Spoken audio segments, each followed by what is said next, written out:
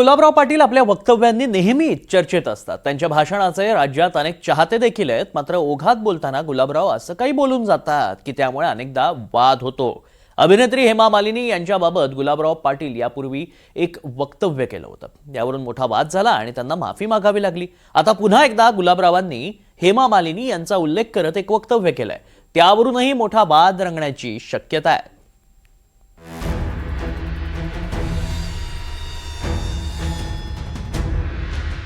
शिवसेनेचे नेते आणि मंत्री गुलाबराव पाटलांचं अभिनेत्री आणि खासदार हेमा मालिनीबाबत विशेष प्रेम दिसतंय।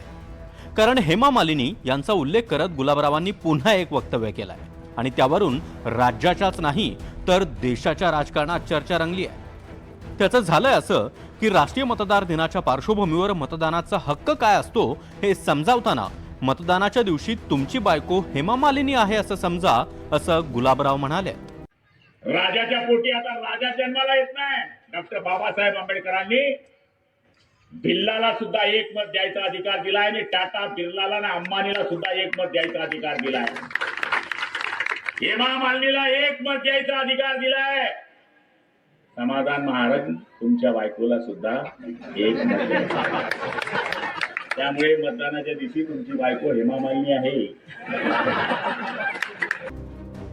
हेमा मालिनी यांच्यावर गुलाबरावांचं विशेष प्रेम आहे असं आम्ही का म्हणतोय, तर 3 वर्षापूर्वीही गुलाबरावांनी एकनाथ खडसेंवर टीका करत रस्त्यांवरील खड्ड्यांबाबत बोलताना हेमा मालिनी यांचं नाव घेतलं होतं। आपल्या मतदारसंघातील रस्ते हेमा मालिनीच्या गालासारखे आहेत असं गुलाबराव म्हणाले होते। माझं चॅलेंज आहे 30 वर्ष राहिलेल्या आमदाराला या माझ्या धरणगावला जर हेमा मालिनीच्या गालासारखे रोड नसले तर राजीनामा द्यायचा काय रोड अरे महाराष्ट्राला ज्ञान काय शिकवता पहिले बरोबरचा रस्ता करा बाकीला बोला।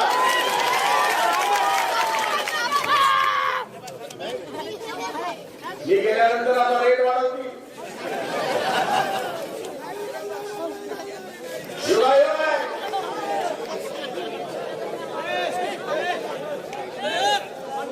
या जळगाव जिल्ह्यात भाग्य असेल